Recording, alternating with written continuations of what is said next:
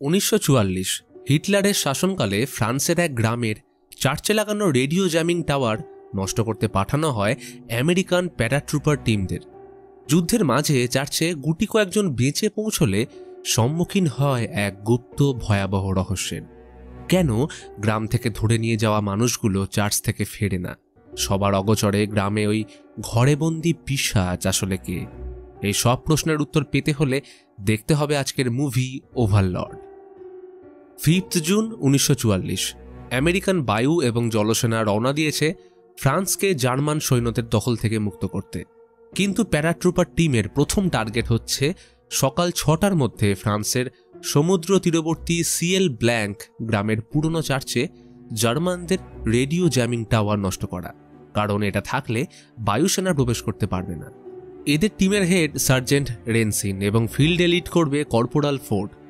তবে যা প্ল্যান ছিল সেই অনুযায়ী এরা ল্যান্ড করতে পারে না, কারণ জার্মানদের এরিয়ায় প্রবেশ করতেই বহু প্লেন স্ট্রাইক ডাউন করে নামিয়ে দেয়।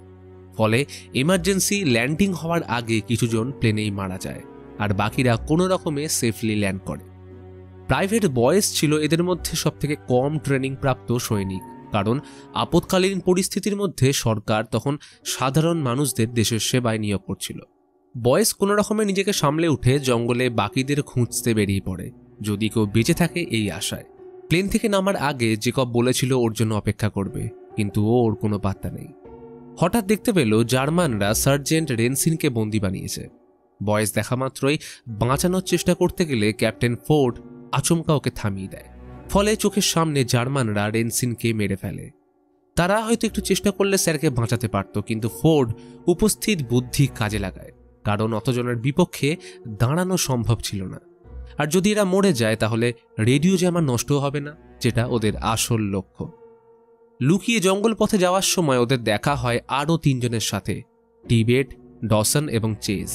এদের মধ্যে চেজের ফটোগ্রাফির ভীষণ শখ, তাই যুদ্ধের মধ্যেও সে ক্যামেরা এনেছে। ফোর্ড রাগে ক্যামেরা ভেঙে দেয়, কারণ ক্যামেরার ফ্ল্যাশে তারা এক্সপোজ হয়ে যেতে পারে। কিন্তু ফোর্ড যেতেই সে আরও একটা এক্সট্রা ক্যামেরা বের করে নেয়। সবাই গ্রামের উদ্দেশ্যে রওনা দিলে মাঝপথে হঠাৎ ডসন ল্যান্ডমাইন বিস্ফোরণে মারা যায়। ফলে এই 4 জন কোনো রকমে ল্যান্ডমাইনের থেকে বেঁচে এগিয়ে চলে। আচমকা নজর পড়ে জঙ্গলে একটা মেয়ের দিকে। তাকে ধাওয়া করে ধরে ফেললে জানতে পারে সে সিএল ব্ল্যাঙ্ক গ্রামে থাকে, তার নাম হলো ক্লোই। প্রথমে ভেবেছিল মেয়েটা এদের ব্যাপারে গ্রামে জানিয়ে দেবে, কিন্তু কথা বলে বুঝতে পারে ক্লোই জার্মানদের পছন্দ করে না, তাই সে ওদের গ্রাম অব্দি নিয়ে যেতে রাজি হয়। সন্তর্পণে অন্ধকারে গা ঢেকে প্রবেশ করল ক্লোইর বাড়িতে। তার পরিবারে রয়েছে 8 বছরের ভাই পল এবং আন্টি। পুরো গ্রামে এখন কারফিউ চলছে, কাউকে বাইরে ঘুরতে দেখলেই জার্মান সৈন্যরা চার্চে ধরে নিয়ে যাচ্ছে। তবে সেখানে কি হচ্ছে কেউ জানে না। ক্লোইকে বাইরে দেখে টহলদারি জার্মান সৈন্যরা ধরে ফেললে তাদের হেড ক্যাপ্টেন ওয়েফনার কি মনে করে তাকে ছেড়ে দেয়। এতক্ষণে সবাই ক্লোইর বাড়িতে ঢুকলে শুনতে পায় পৈশাচিক গোঙানির শব্দ। আসলে ক্লোইর আন্টি অসুস্থ, তাই ওনাকে ঘরবন্দি করে রাখা হয়েছে। এইসব উপেক্ষা করে আশ্রয় নিল চিলেকোঠায়, সেখান থেকে লুকিয়ে নজর রাখবে। কিন্তু প্ল্যান সফল হবে কি করে? কারণ জার্মান সৈন্যরা সারাক্ষণ টহল দিচ্ছে, এমনকি চার্চ সম্পূর্ণ ঘেরা। হঠাৎ দেখে সৈন্যরা এক মহিলাকে মেরে তার স্বামীকে চার্চে ধরে নিয়ে যায়। ক্লোইকে এই বিষয়ে জিজ্ঞেস করলে বিশেষ কিছু জানতে পারে না, কারণ চার্চে যারাই গেছে কেউ জীবিত ফেরেনি, এমনকি তার বাবা মাও। কিন্তু তাদের এই সব কিছু উপেক্ষা করে যত তাড়াতাড়ি সম্ভব সিগন্যাল জ্যামার নষ্ট করতে হবে। কিন্তু এই ঝঞ্ঝাট থেকে অজানা ইনোসেন্ট পল টিবেটকে বারবার বেসবল খেলার জন্য জোর করতে থাকে। তবে সে এমন লোককেই খেলতে বলছে যে কিনা বাচ্চা পছন্দ করে না, তাই পলকে বকে তাড়িয়ে দেয়। এইবার প্ল্যান অনুযায়ী ফোর্ড চার্চ ও আশেপাশের এরিয়া নজরে রাখতে চেজের সাথে টিবেটকে পাঠিয়ে বয়েসকে বাড়ির নিচেই থাকতে বলে। বয়েস তখন নিচে একা। শুনতে পেল বন্ধ দরজার ওপার থেকে ক্লোইর আন্টির গর্জন। কৌতূহল বাড়লে দরজায় উঁকি মারতেই ভয় পেয়ে যায়, কারণ আন্টি কোনো সাধারণ মানুষ নয়, যেন এক পিশাচ। তখন ক্লোই আসলে জানতে পারে জার্মান সৈন্যরা আন্টিকে একবার চার্চে ধরে নিয়ে যাওয়ার পর থেকে ওনার এইরকম অবস্থা হয়েছে। আসলে চার্চের নিচে একটা গুপ্ত ল্যাব রয়েছে, যেখানে মানুষের শরীরে টার ঢুকিয়ে এক অদ্ভুত এক্সপেরিমেন্ট চলছে। গ্রামের অর্ধেক লোক এই কারণেই মারা গেছে। তখনই বাইরে পায়ের শব্দ। ওয়েফনার দলবল নিয়ে ক্লোইকে ভোগ করতে এসছে। ভাইকে চার্চে নিয়ে যাওয়ার ভয় দেখিয়ে ওয়েফনার তাকে প্রতিদিন ভোগ করে চলেছে। তবে আজ তার ভাগ্যে অন্য কিছু ছিল, কারণ সৈন্যদলকে বাইরে রেখে একা অন্তরঙ্গতার মুহূর্ত কাটানোর সময় বয়েজ আর ফোর্ড তাকে বন্দি বানিয়ে ফেলে। তবে বডি সার্চ করে ওয়েফনারের থেকে একটা শৌখিন লাইটার ছাড়া কিছুই পায় না। এরপর চিলেকোঠায় এনে চলল ট্রিটমেন্ট। ফোর্ড ততক্ষণে বয়েজকে বাকি দুজনকে খুঁজে আনতে পাঠায়। অতঃপর অন্ধকারে লুকিয়ে এগিয়ে চলল বয়েজ। চার্চ ঘিরে পাহারা দিচ্ছে অসংখ্য সৈন্য, প্রতিটা কোণে সার্চ লাইট আছড়ে পড়ছে। বয়েজ দেখল চার্চের ভিতর থেকে গাড়ি ভর্তি একদল মৃত বিকৃত মানুষের অর্ধমৃত লাশ বাইরে এনে সেগুলো জ্বালিয়ে দিল। কিন্তু এমনটা কেন করছে? আর এগুলো কি আদৌ মানুষ? তখনই একটা জঙ্গলি কুকুর তাকে তাড়া করলে ভয়ের চোটে রোডে আসতে থাকা একটা গাড়িতে উঠে পড়ে। তবে উঠতেই চমকে উঠল, কারণ গাড়িতে ভর্তি আমেরিকান সৈন্যদের লাশ। এই গাড়ি সোজা ঢুকবে চার্চে। তাই নিজেকে বাঁচানোর জন্য লাশের ভিতর লুকিয়ে পড়লে সুযোগ পেতেই চার্চের টানেলে প্রবেশ করে যায়। প্রশ্ন একটাই, এরা লাশ নিয়ে করছেটা কি? তবে আরও চমক তার জন্য অপেক্ষা করছিল, কারণ টাওয়ারের কন্ট্রোল রুম এই ল্যাবের ভিতর। সবার নজর এড়িয়ে একটা জায়গায় আসলে শুনতে পেল দেওয়ালের ওপার থেকে চাপা পৈশাচিক চিৎকার। লুকিয়ে দেখল ডাক্তারের অর্ডারের পর কিছু একটা করা হলে ভিতরে আটকে থাকা মানুষটা বিকৃত জম্বিতে পরিণত হলো। বয়েজ আরও ভিতরে রিসার্চ ল্যাবে আসলে দেখে রক্ত, প্লাজমা আর কিছু কেমিক্যালের সাথে কালো টার মিশিয়ে কিছু একটা তরল বানিয়ে রাখা হয়েছে। সাথে একাধিক ব্যাগের মধ্যে পাইপ কানেক্ট করে ঝুলিয়ে রেখেছে। বয়েজ একটা ব্যাগ নড়তে দেখে চেন খুলতেই বেরিয়ে আসে টারে ভেজা এক জীবন্ত মানুষ। তখনই কাউকে আসতে দেখে পাশের এক্সপেরিমেন্ট ল্যাবে ঢুকলে ট্রেতে কয়েকটা ফ্লুইড ভর্তি ইঞ্জেকশন দেখে একটা স্যাম্পল নিজের কাছে রেখে দেয়। তবে সেইখানে শুধু ইঞ্জেকশন নয়, বরং একটা শরীরবিহীন কাটা মুন্ডু দেখতে পায়, যার মধ্যে তখনও প্রাণ ছিল। এই ভয়াবহ দৃশ্য দেখে বয়েজ খেই হারিয়ে পালাতে গেলে দেখে বেডে অদ্ভুত সব যন্ত্রের সাথে আটকে জেকব শুয়ে। ওকে উদ্ধার করতে গেলে তখনই ল্যাবে একটা লাশ নিয়ে ডাক্তার প্রবেশ করে। সে ওই মৃত লাশে ফ্লুইড ভর্তি ইঞ্জেকশন পুশ করতেই বডিটা ঝটকা দিয়ে উঠলে সেটাকে প্রিজার্ভ করে রাখা হয়। বয়েজ নিজের চোখে বিশ্বাস করতে পারে না, কারণ এমনটা কি আদৌ সম্ভব?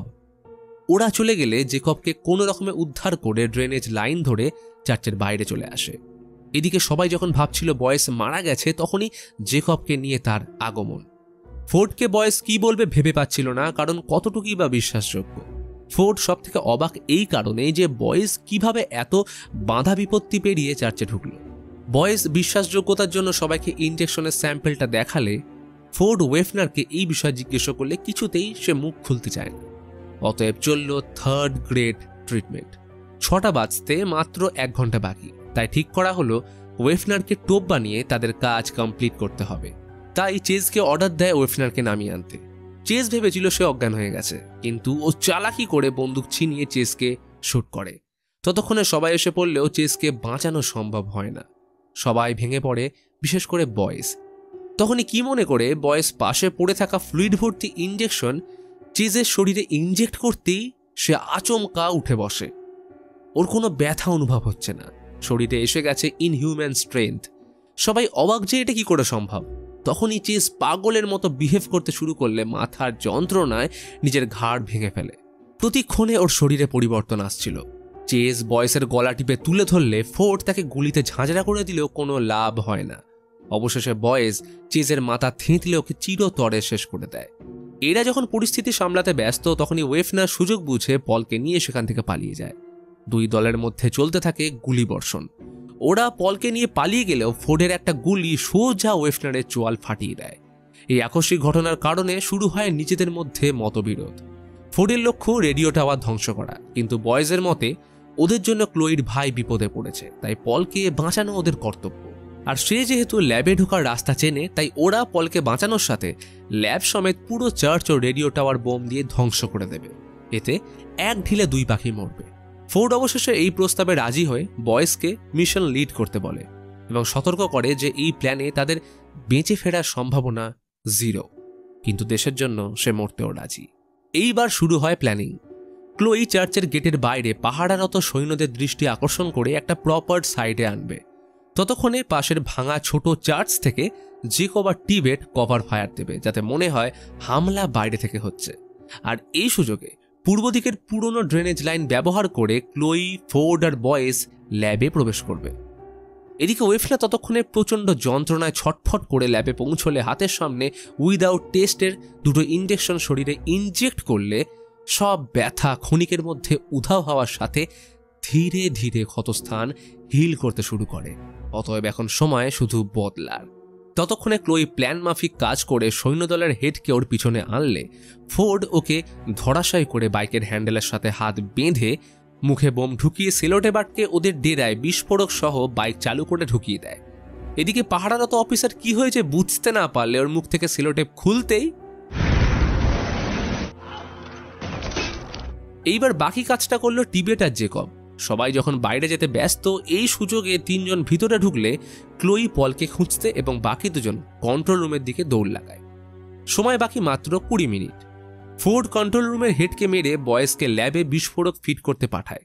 এর মধ্যে ক্লোইকে এক সৈন্য ছল করে মারতে চেষ্টা করলে বয়েজ ওকে বাঁচিয়ে পলকে ল্যাবে খুঁজতে যায়, কিন্তু ওদের অজান্তেই ছাড়া পায় একটা এক্সপেরিমেন্টাল জম্বি।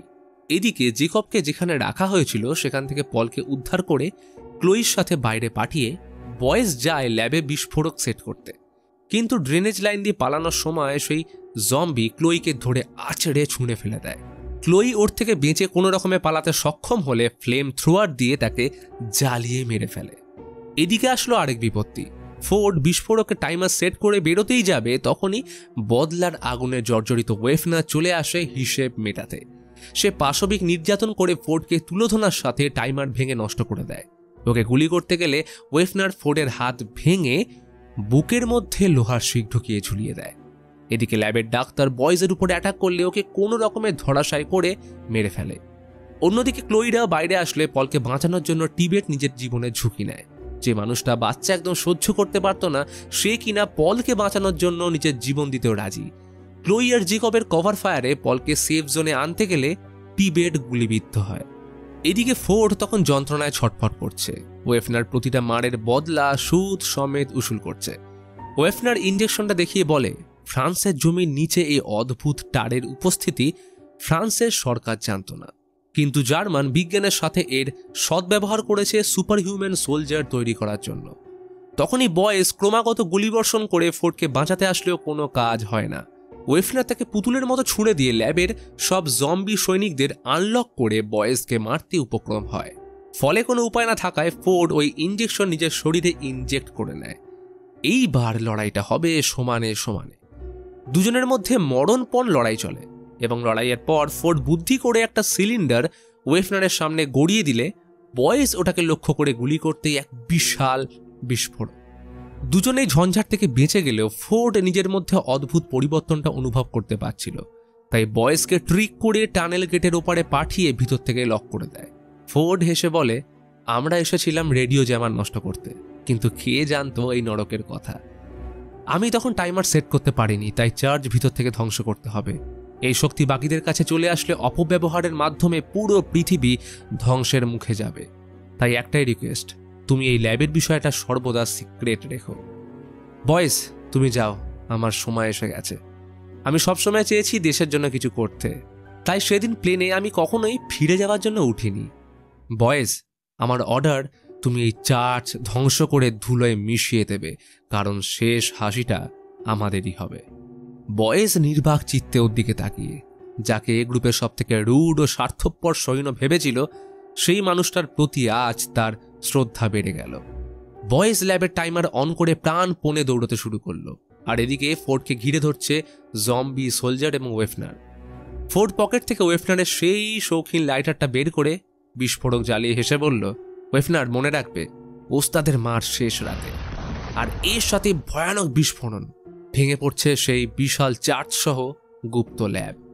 শহরের বাইরে তখন সবাই বয়েজের জন্য অপেক্ষা করছিল। পল তাকে দেখা মাত্রই আনন্দে চেঁচিয়ে ওঠে, বলল, বয়েজ ফিরেছে। কিন্তু বয়েজের মধ্যে নেই কোনো উচ্ছ্বাস। পরের দিন বয়েজ অফিসারকে রিপোর্ট করলো তাদের তুলনায় শত্রুপক্ষ সংখ্যায় অনেক বেশি থাকার কারণে ফোর্ডের নির্দেশে আমরা পুরো চার্চ ধুলোয় মিশিয়ে দিয়েছি। অফিসার ফোর্ডের বীরত্বে খুশি হয় এবং বয়েজকে চার্লি গ্রুপে জয়েন করার অর্ডার দিয়ে গম্ভীরভাবে প্রশ্ন করল, শুনেছি চার্চের নিচে একটা ল্যাবে জার্মানরা অদ্ভুত এক্সপেরিমেন্ট করত, তোমরা ওই ল্যাব পেয়েছিলে? বয়েজ হেসে বলল, স্যার ওখানে শুধু কন্ট্রোল রুমটাই ছিল, যেটা এখন অবশ্য শেষ হয়ে গেছে। আর এই ঘটনার সাথে মুভি এখানেই শেষ হয়। তো এইবার যদি তোমরা সেই ভাইরাল মুভি এক্সহিউমার এক্সপ্লেনেশন দেখতে চাও তাহলে ডান দিকের ভিডিওতে ক্লিক করো, আর থ্রিলার মুভি দেখতে হলে বাঁ দিকের ভিডিওতে।